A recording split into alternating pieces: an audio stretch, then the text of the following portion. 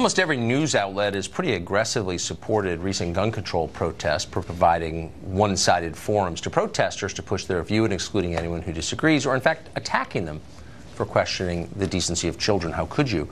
But on Monday afternoon, NBC went further than that. One of the reporters outright urged his viewers to go online and sign a pledge to vote for anti-gun candidates. It happened. Here's the tape.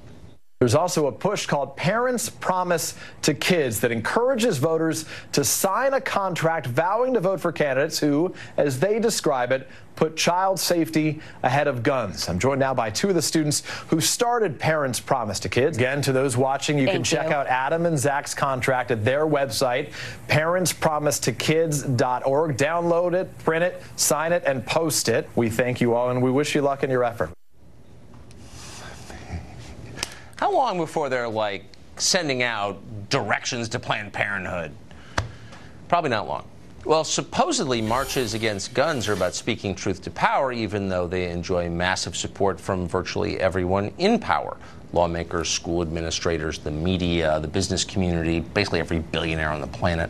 Decided to protest on another issue, though, that's not aligned with the people in power who would like to take your guns away and keep them for themselves, disempower you, as it were.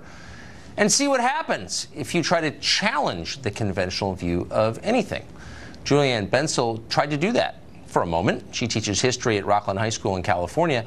She was placed on leave by her school after she questioned anti-gun walkouts and wondered what would happen if the school was faced with an anti-abortion protest. Would they be so supportive of that? Julianne Bensel joins us tonight. Julianne, thanks for coming on. I appreciate the invite. Well, it's an amazing story, and I just wonder if I misstated it in any way. You said, hypothetically, would you support a pro-life walkout, and they punished you for that? Pretty much, Tucker. Just contextually, I just wanted to make sure that my students were informed. I had a premonition that they were not, and sure enough, most of them had no idea about the protest, and so I gave them an overview, asked them to look at it on their own, and most importantly, you just mentioned parents. I said, go talk to your parents. I'm a parent. I would want to know if my student decided to get up and walk out of class for any protest. And I received no backlash from my students. These are highly intelligent kids. It's a great school, actually, and they understood it. But somehow it got to administration that I did not fall in line and follow the herd, and they took it upon themselves to put me on administrative leave the Wednesday morning of the protest. Did they explain why? You're not allowed to question the orthodoxy? Did they say that out loud, or was there another pretext for this? There was a pretext, but to answer your question, they did not tell me why. They just called me at 8:30 in the morning. I arrived on campus at 9. They said, do not come in today. They gave me no reason why, and I didn't find out until about 3 o'clock that afternoon when a local news reporter knocked on my door, and she had the media report from my school district. So she actually informed me as to why. And essentially, as it has unraveled, that apparently students and parents complained about me asking this question if there would be a possible double standard. And that was their reasoning or justification for putting me on leave. So if there, just to kind of follow your analogy to its conclusion, if there was a pro-life march nearby, and it's California, so maybe there won't be, but let's say there was, would the school be okay with like 80% of kids going to that event?